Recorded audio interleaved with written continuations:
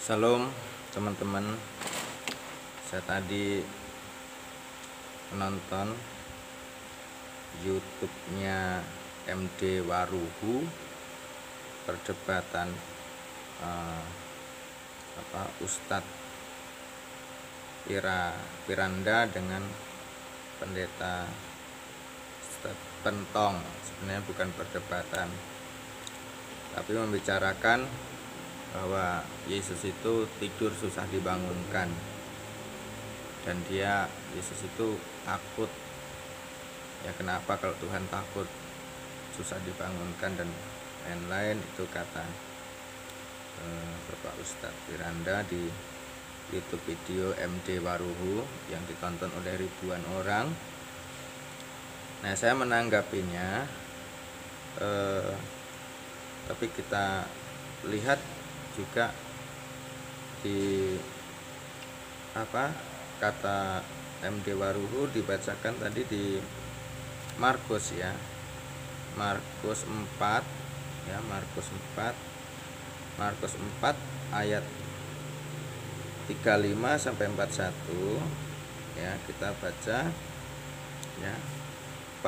Pada hari itu, waktu hari sudah petang, Yesus berkata kepada mereka, "Marilah kita bertolak ke seberang." Mereka meninggalkan orang banyak itu lalu bertolak dan membawa Yesus beserta dengan mereka dalam perahu, di mana Yesus telah duduk di perahu-perahu lain juga menyertai dia. Lalu mengamuklah taupan yang sangat dahsyat dan ombak menyembur masuk ke dalam perahu sehingga perahu itu mulai penuh dengan air. Pada waktu itu Yesus sedang tidur di buritan di sebuah tilam, maka murid-muridnya membangunkan dia dan berkata kepadanya, "Guru, engkau tidak peduli kalau kita binasa." Lalu ia pun bangun menghadapi angin itu dan berkata kepada danau itu, "Diam, tenanglah." Lalu angin itu reda dan danau itu menjadi teduh sekali.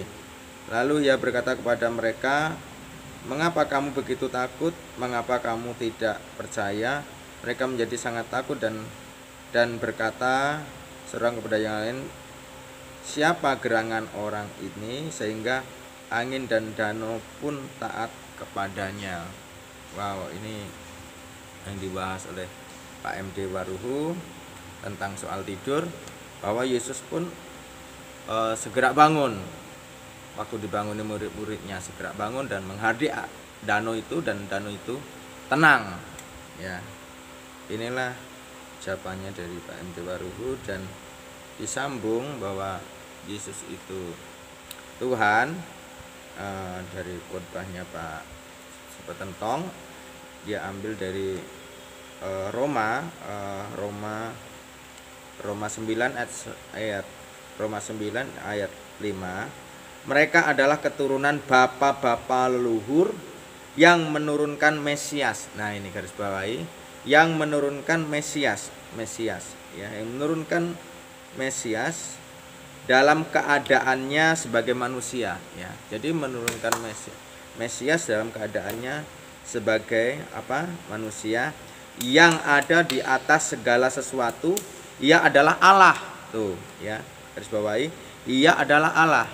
Jadi bapak-bapak leluhur menurunkan Mesias, ia adalah Allah yang harus dipuji sampai selama-lamanya. Amin. Jadi bapak-bapak leluhur kita dari keturunan Daud, ya, menurunkan Mesias, yaitu Yesus yang lahir di kandang domba, ya, sebagai Allah, ya, sebagai manusia. Dia adalah Allah, ia adalah Allah, ya, di Yohanes 9 ayat 5. Ini adalah jawaban kenapa Isa itu kalau Tuhan takut, katanya tadi tidur saat dibangunin, lari, ya. Jadi dia adalah Mesias, ya, Mesias sebagai manusia dalam keadaan manusia, ya, dalam keadaannya sebagai manusia, ya, garis bawahi, dalam keadaannya sebagai manusia yang ada di atas segala sesuatu. Ia adalah Allah. Tuh, ia adalah Allah yang harus dipuji sampai selama-lamanya. Keadaannya sebagai manusia, ia adalah Allah, ya. Dan lanjut, orang-orang yang tidak percaya wajar saja kalau orang tidak percaya bahwa Yesus itu adalah Tuhan, karena juga ada di Alkitab orang itu nggak percaya sebelum dia itu melihat bahwa lubang paku di tangannya dan di lambungnya, ya. Siapa itu orangnya? Ya, siapa itu orangnya? Kita lihat di Yohanes itu ada orang yang bernama Thomas. Ya, Thomas ini betul-betul nggak percaya Isa atau Tuhan Yesus itu adalah Tuhan, nggak percaya.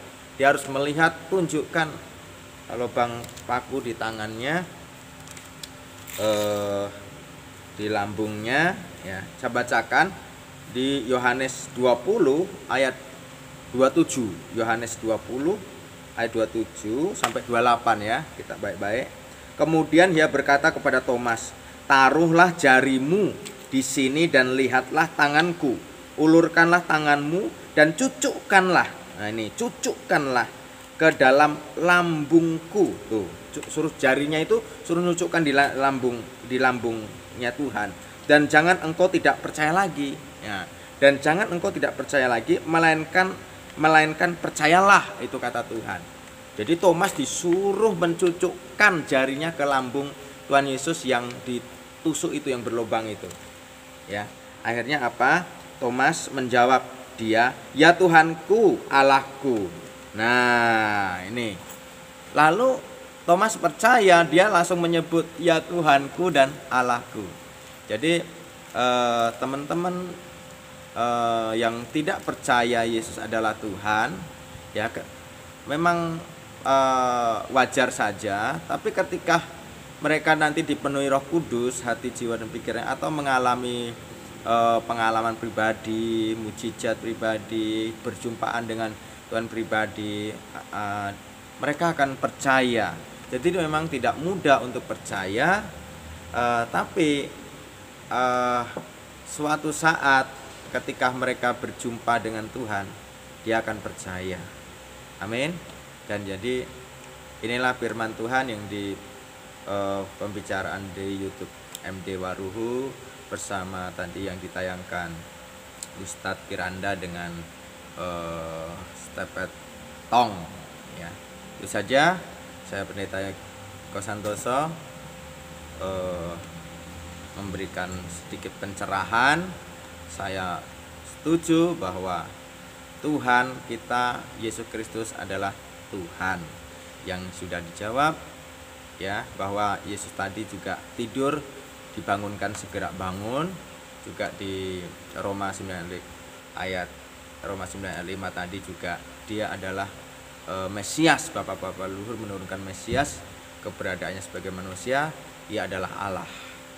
Dan orang-orang yang nggak percaya seperti Thomas juga banyak, tapi mereka juga seperti Thomas nanti akan percaya bahwa Yesus adalah Tuhan.